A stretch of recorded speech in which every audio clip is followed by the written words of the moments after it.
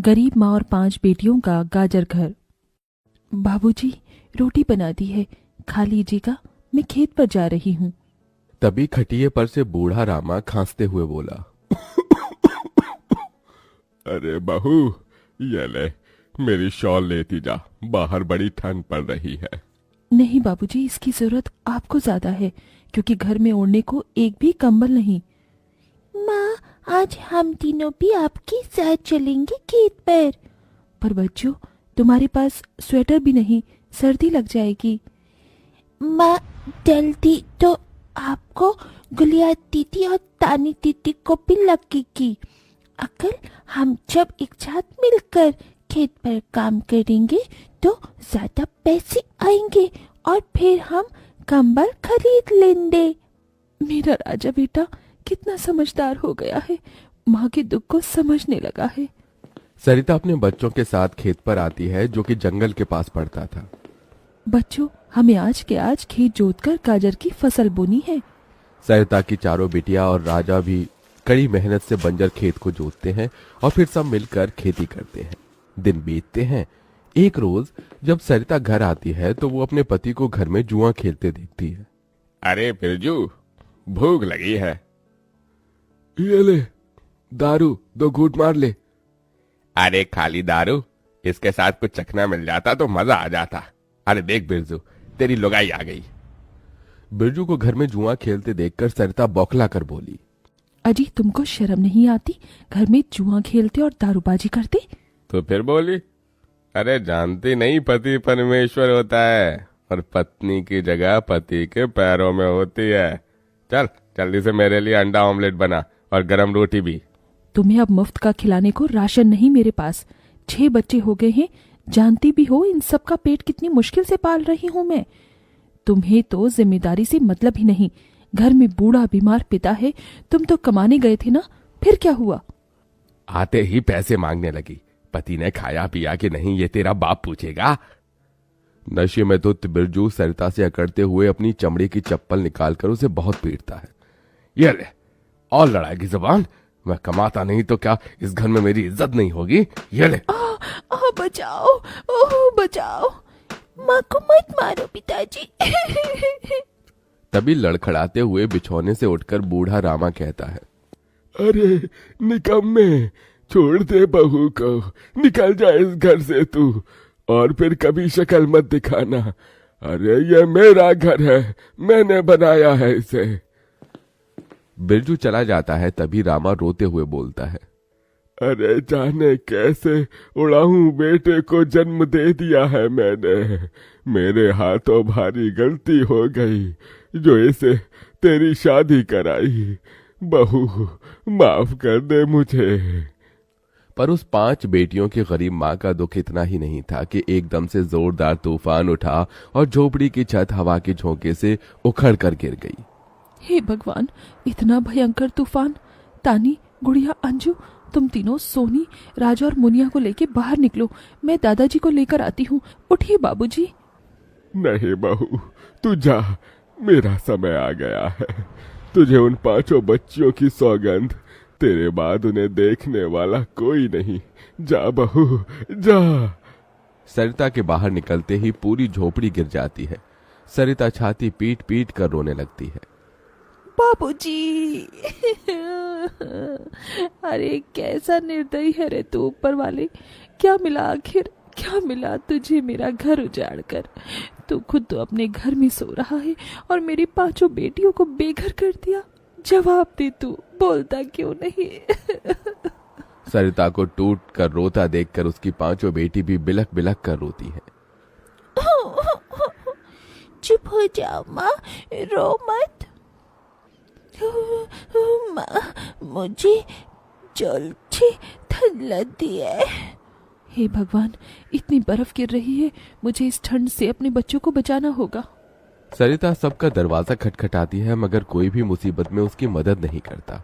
हार कर वो अपने जंगल वाले गाजर के खेत में आ जाती है और सब रात भर ठंड से कांपते ठिठुरते हुए बीतती है। माँ, बहुत भूख लगी है। हाँ माँ, मुझे भी भूख लगी है। तभी सरिता की सबसे बड़ी बेटी तानी खेत में देखती है जहां लाल लाल गाजर उगे थे। देखो माँ, हमारे खेत में तो गाजर तैयार हो गए हैं। फिर तानी अपने सभी भाई बहनों को गाजर तोड़ कर देती है। ये लो मेरी बहनों, गाजर खा लो। अपनी बेटियों को ठंड में ऐसे देख उस गरीब माँ का मन अपार दुख से भर जाता है। अपनी इस गरीब लाचार माँ को माफ कर देना बच्चों, तुम्हें ये ठंड भोगना पड़ रहा है। तभी एकदम से दिन का माहौल रात सा हो जाता है और तेजी से बर्फ गिरने लगती है। बाप रे बाप, एकदम से इतनी ठंड, ऐसे तो बिना घर के हम बच नहीं पाएंगे।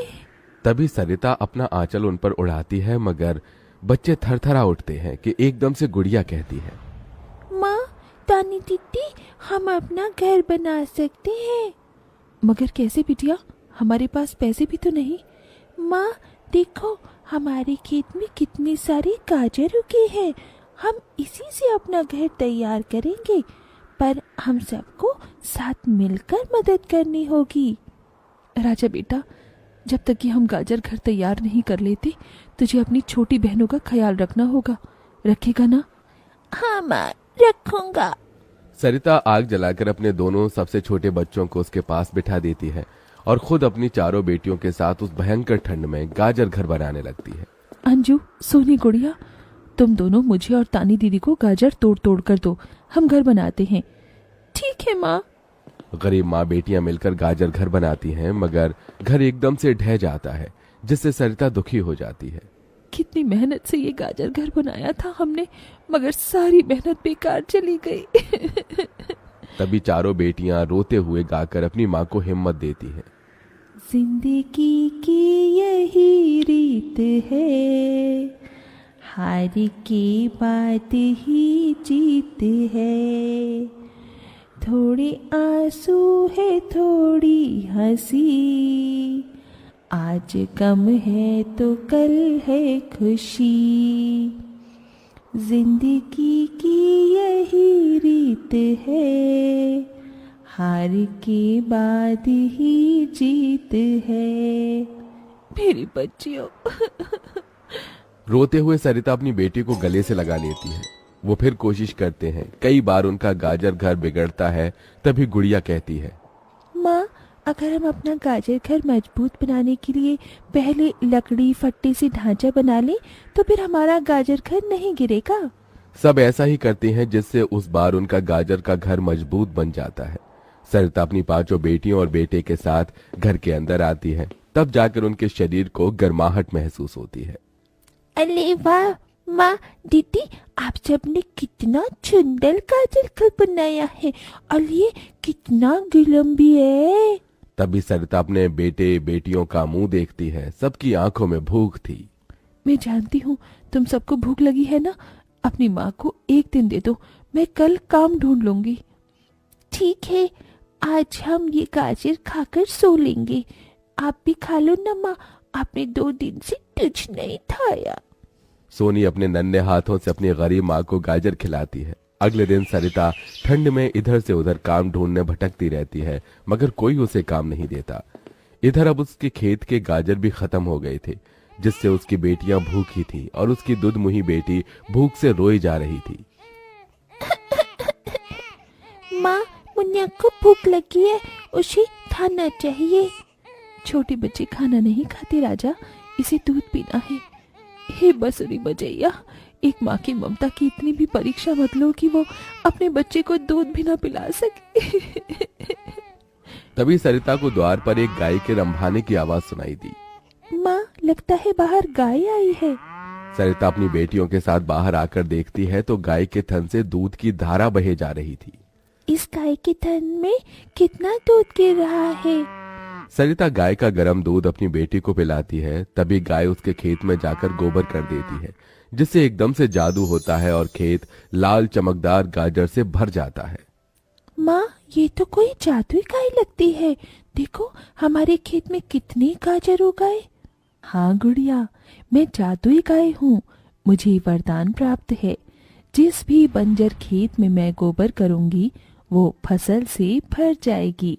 मैं इससे पहले भी तुम्हारे खेत में आई थी। इसका मतलब गौ माता, आपकी वजह से उस वक्त भी मुझ गरीब के बंजर खेत में गाजर उगी थी। आपका कोटि कोटि धन्यवाद गौ माता। माँ, तुम काम ढूंढ रही थी ना, अब मैं ढूंढना। तुम तो कितना अच्छा गाजर का हलवा बनाती हो, और गाय के दूध से खोया, घी, दूध सब बनता है। तुम हलवा बनाकर बेचो। सरिता उस गाय के दूध से घी खोया तैयार कर लेती है और गाजर का हलवा बनाकर बेचने लगती है, जो कि लोगों को खाने में स्वादिष्ट लगता है। उसकी अच्छी कमाई होती है, जिससे उसकी आर्थिक स्थिति ठीक हो जाती है और वो गाय उसके गाजर घर के बाहर बंधी खेत के गाजर और घर दोनों की पहरेदारी दिया करती।